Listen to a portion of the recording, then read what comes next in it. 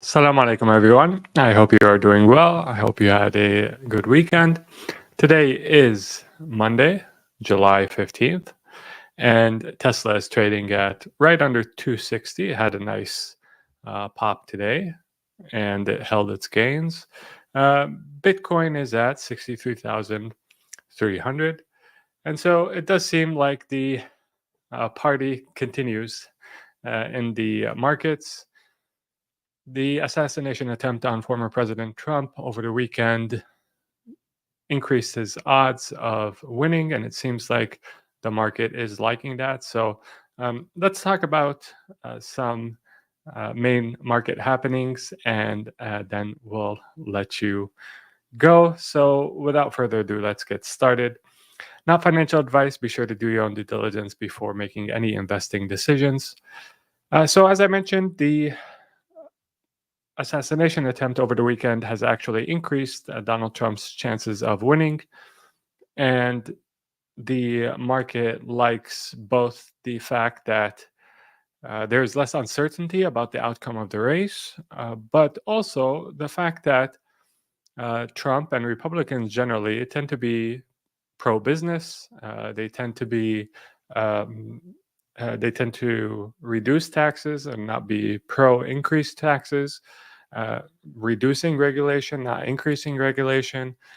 And specifically this time around, they've made it clear that they will be the pro-crypto party, which is a pretty big contrast to Democrats, which seem to be trying to retard its progress, basically.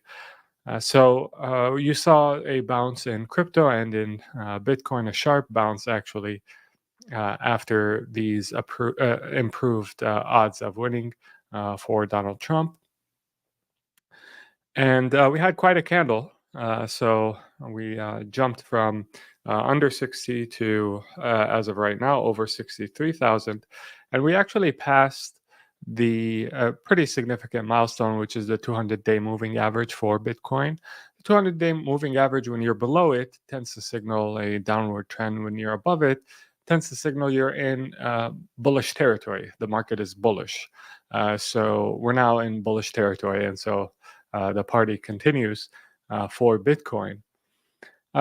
And US equities generally, and this is perhaps on the heels of the cooler than expected inflation report last week and what that means for interest rates and the prospects of them coming down, which is bullish for risk assets, including equities. The equity funds, US equity funds, saw the largest weekly inflow in 12 months. So that means people are very bullish on US equities now that inflation seems to be headed in the right direction, as per the most recent few inflation reports. So another record has been reached for the S&P. And this just goes to show, I mean, you could say, oh, well, we're at a record high. You could be saying that basically, since the start of the year for the S&P.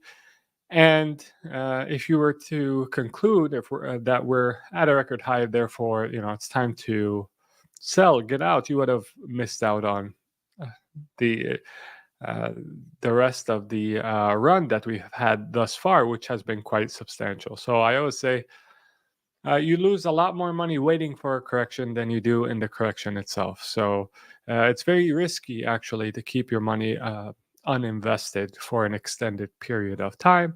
And that's why when people ask me, how should I, dollar cost average, I always advise them to do so not over too extended a period of time. I think like 6 months, for example, is probably too long. You want to do it, within a few months at the maximum if you have a large amount of money. Again, not financial advice, do your own due diligence, but historically speaking, 70% of the time the market is moving in the upward direction. And with all the printing that's going on of fiat currency, that will probably be more true in the future than it has been in the past. Now, the German government, this is another tidbit of good news for Bitcoin. The German government has completely sold off whatever holdings it had in Bitcoin. And so it's fully ready to have fun staying poor. As one donator to the German government, someone donated $1.87 to the German government and wrote a note, have fun staying poor, German government. It's quite odd that the German government would decide to sell all of its Bitcoin and park the proceeds in euros, considering the track record that the euros have in relation to Bitcoin. That is, it's constantly decreasing in value, it buys less and less Bitcoin over time. Bitcoin is constantly growing in value. So unless the German government has need for cash immediately, there was uh, very little logic in it selling all of its holding at this particular time. And it does seem, at least thus far, it does seem like the German government nailed the bottom for Bitcoin's price exactly right. Yeah, interesting to see. Obviously, governments around the world, whether they are German or otherwise, are universally incompetent typically. So the less is in their hands, the better for the people that they govern. And now we've had Larry Fink, uh, who is the manager of BlackRock and or the CEO of BlackRock, which has 10 trillion, more than $10 trillion in assets under management. You see him laughing in rich.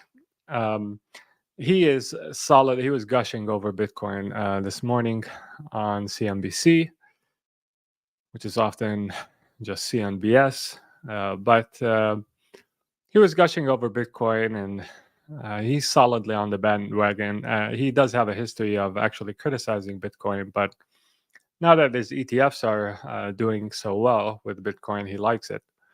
Um, I don't trust him really. I don't trust that his sentiments are genuine necessarily. I think he's reading the room and saying what needs to be said. And he has money on the line with the Bitcoin ETFs. And Michael Dell, another Bitcoin proponent, has been teasing his interest in Bitcoin. He's actually someone who has had historically an interest in Bitcoin. It was actually one of the early believers in it. A billionaire, I think he's close to $100 billion. Um, so he's not on welfare. And if he wanted to add Bitcoin in a substantial way to his personal wealth, I think that would make a lot of headlines. Although I'm not really sure that necessarily on its own, even though it's 100 billion, necessarily on its own that uh, allocating a fraction of that to Bitcoin would affect its price that much. We've seen billions of dollars being sold of Bitcoin and by various parties, including the German government, for example. And really, the price of Bitcoin hasn't really responded that much. I mean, we've gone in the 50s in terms of price, but we haven't really seen that dramatic of a dip, even though we're talking about selling pressure in the billions. So it's quite a resilient asset. And that works in both ways, right? On the way down and on the way up. So people are getting more and more excited about it. More billionaires are talking about it. I think what could really make for the next leg up for this asset is if companies start adding it to their balance sheets. You saw if you recall, last Bitcoin bull run, Tesla adding it to its balance sheet was a big catalyst for Bitcoin. And perhaps we have another big name company or companies adding it to their balance sheets, especially in light of the strategy that MicroStrategy has um, successfully mastered with regards to adding Bitcoin to its balance sheet, issuing stock, buying more Bitcoin with that issued stock, and seeing its value grow and grow over time. I think more than one company will attempt to do the same, probably in the near future.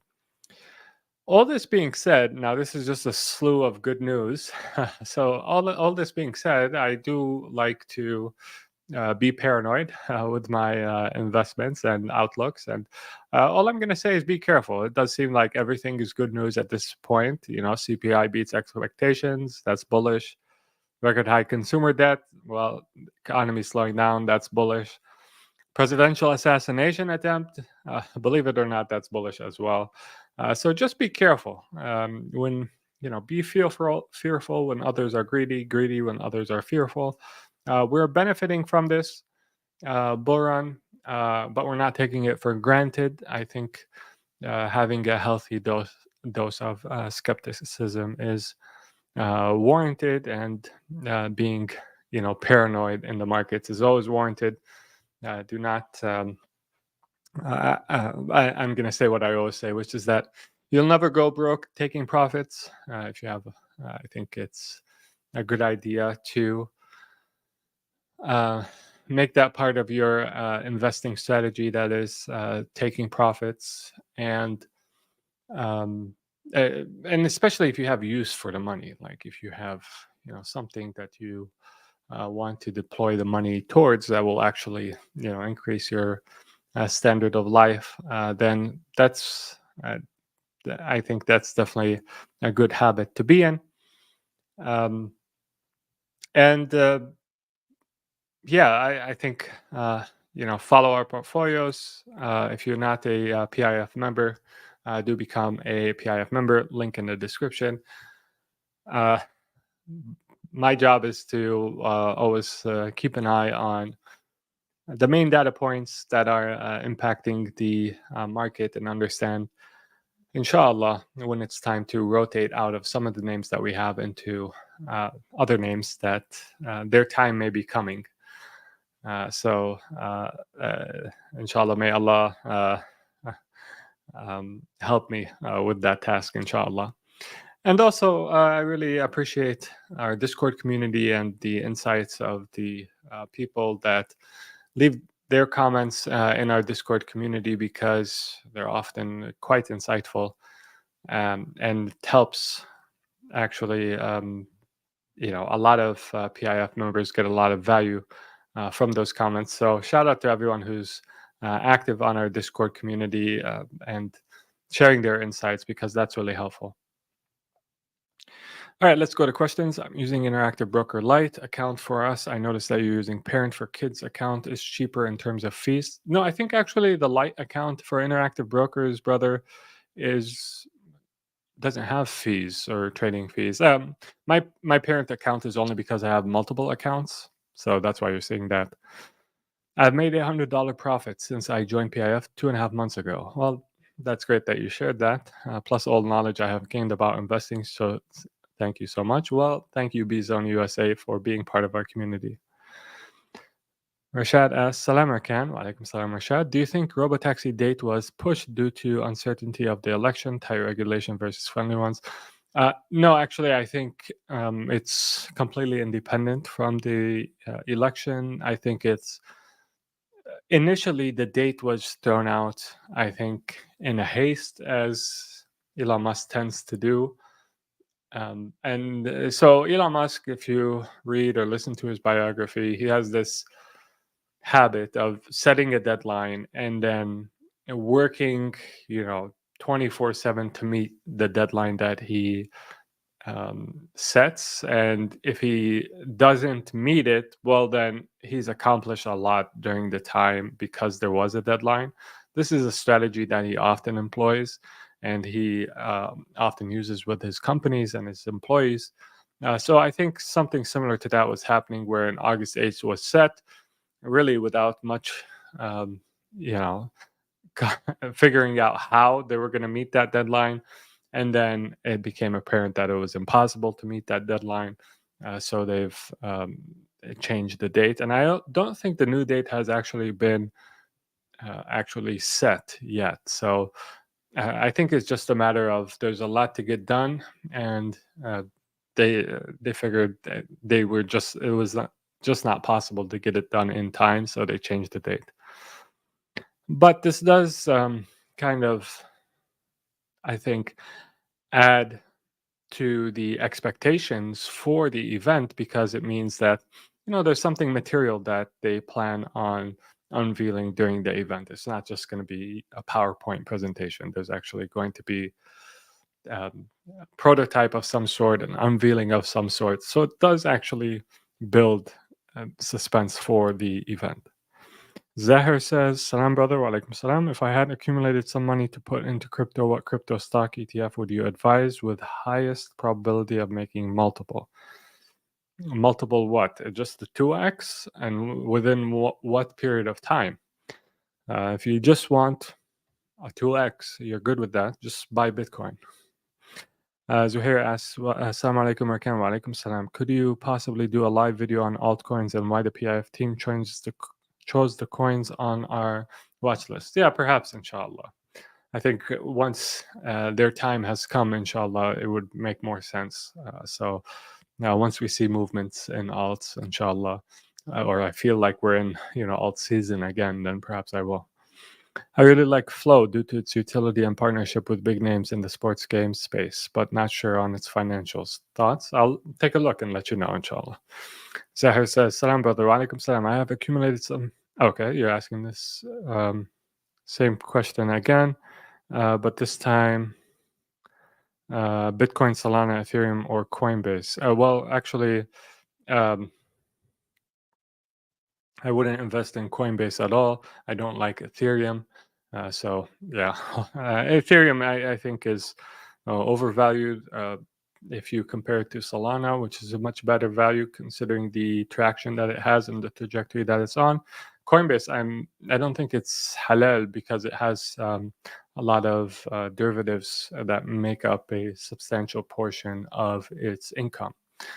So leave a like. Oh yeah, I forgot to tell you guys or remind you guys. Leave a like. I really appreciate all the likes. Seriously, the percentage of likes to viewers is off the charts. So I really do appreciate that. So please continue leaving likes. They really help out the channel. Help us reach a larger audience, inshallah, who are interested in halal conscious investing. Until next time, make sure to take care of yourself. Assalamu alaikum and peace be upon you all.